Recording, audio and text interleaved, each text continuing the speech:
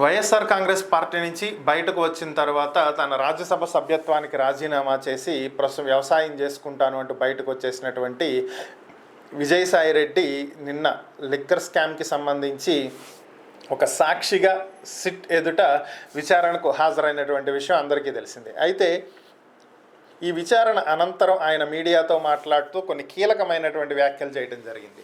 వైఎస్ఆర్ కాంగ్రెస్ పార్టీలో జగన్ చుట్టూ ఒక కోటరీ ఉందని, ఆ కోటరీతో తాను ఇమడలేకే బయటకు వచ్చేయటం జరిగిందని, అలానే ఈ ఈ పార్టీలో నెంబర్ 2 స్థానంలో ఉన్నటువంటి తనను పూర్తిగా పార్టీకి దూరం చేసేశారు అంటూ ఆయన వ్యాఖ్యానించడం జరిగింది. సో దీనికి సంబంధించే వైవి సుబ్బారెడ్డి తీవ్రంగా స్పందించడం జరిగింది.